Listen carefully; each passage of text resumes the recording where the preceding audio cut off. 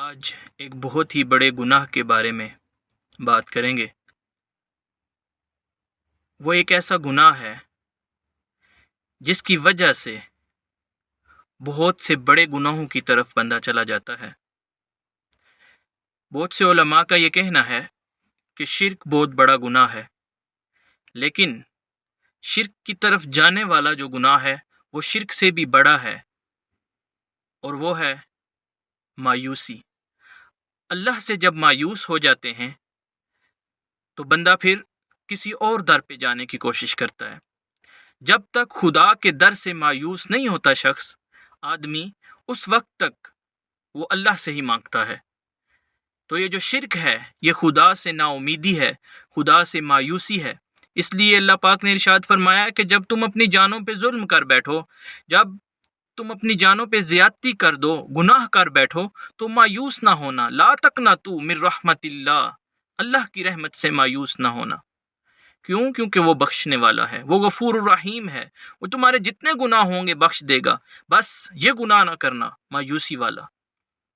اور ایک اور مقام پہ اللہ پاک نے فرمایا وَمَن يَقْنَطُ مِن رَحْمَتِ رَبِّهِ إِلَّا الضَّالُّونَ، جو لوگ اللہ سے نا امید ہوتے ہیں وہ گمراہ ہوتے ہیں۔ یہ سزا ہے کہ اگر تم اللہ سے نا امید ہو جاؤ گے تو پھر گمراہ ہو جاؤ گے، یا صرف وہی نا امید ہوتے ہیں جو گمراہ ہوتے ہیں۔ آج یہ جو در در کی درجوزہ گری کی جاتی ہے، یہ جو ہم کاسا لے کے لوگوں کے در پہ جاتے ہیں، یہ اللہ سے نا امیدی ہے۔ یہ اتنے بت خانے، یہ شرک، یہ بت پرستی، یہ آتش پرستی، یہ سورج کی پوجا، یہ ساری کیوں کی جاتی ہے؟ اللہ سے نا امیدی کی وجہ سے۔ یہ ہم جاہل پیروں کے پاس کیوں چلے جاتے ہیں؟ یہ جاہل آستانوں کے پاس کیوں رش لگا رہتا ہے؟ اللہ سے نا امیدی ہے۔ جب اللہ سے نا امید ہو جاتے ہیں تو ہم پھر در در کی ٹھوکریں کھانا شروع کر دیتے ہیں، ہم در در کی درجوزہ گری کرنا شروع کر دیتے ہیں۔ آج امت مسلمہ اللہ سے نا امید ہے، اللہ سے نہیں مانگتی، اللہ کی طرف نہیں آتی، اسی لیے کبھی ایک در سے مانگتے ہیں، کبھی دوسرے در سے مانگتے ہیں، اللہ سے نہیں مانگتے۔ اگر اللہ سے مانگیں تو وہ عطا کرے گا۔ اگر اللہ سے نا امید رہے گی، اللہ سے امید رہے گی، تو آپ کبھی بھی بھٹکیں گے نہیں، آپ گمراہ نہیں ہوں گے۔ اگر آپ سکون چاہتے ہیں، اطمینان چاہتے ہیں، سکون سے رہنا چاہتے ہیں اس دنیا میں، اور کامیابی چاہتے ہیں، تو اللہ سے نا امید نہ ہوئیے گا۔ اللہ نے خود منع فرمایا ہے لا تقنطوا من رحمت اللہ، میری رحمت سے کبھی بھی مایوس نہ ہونا ہے انسان۔ اگر مایوس ہو جاؤ گے تو پھر تم شرک بھی کرو گے، تم پھر بدعت بھی کرو گے، تم پھر ہر قسم کی گناہوں میں بھی چلے جاؤ گے، اور تم جب مایوس ہو جاؤ گے ڈپریشن میں چلے جاؤ گے۔ آپ کو پتہ ہے کہ مسلمان بہت کم خودکشی کرتے ہیں، کیوں؟ کیونکہ وہ اللہ پہ امید رکھتے ہیں۔ ان کے اوپر جو بھی ظلم ہو جائے، ان سے جو بھی زیادتی ہو جائے، وہ یہی سمجھتے ہیں کہ ایک نہ ایک دن اللہ پاک ان کو پکڑ لے گا۔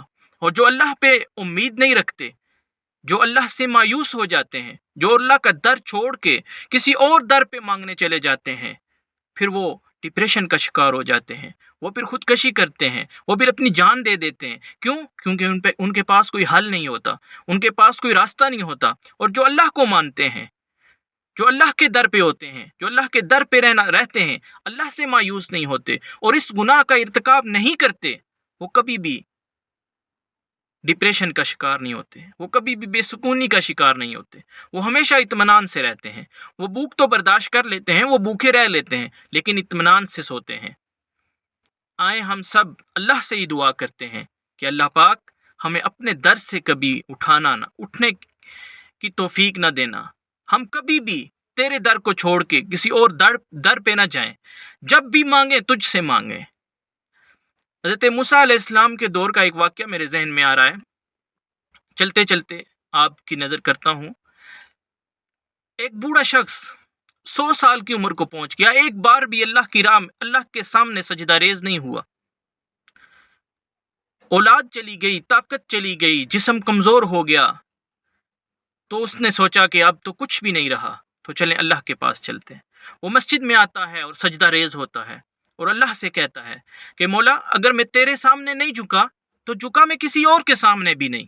تو اللہ پاک حضرت موسیٰ سے کہتے ہیں کہ مجھے اس کے سفید بالوں سے حیا آ گئی ہے، اور مجھے اس کی یہ بات بہت اچھی لگی ہے کہ وہ کسی اور کے پاس نہیں گیا، وہ میرے پاس آیا ہے۔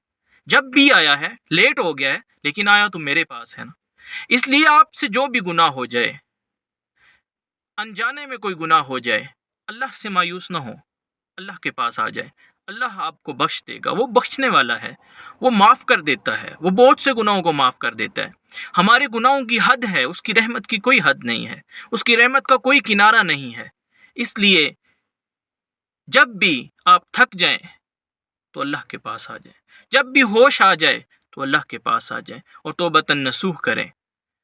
اللہ پاک ہم سب کو اپنی بارگاہ میں جھکنے کی، سجدہ ریز ہونے کی اور مانگنے کی توفیق عطا فرمائے۔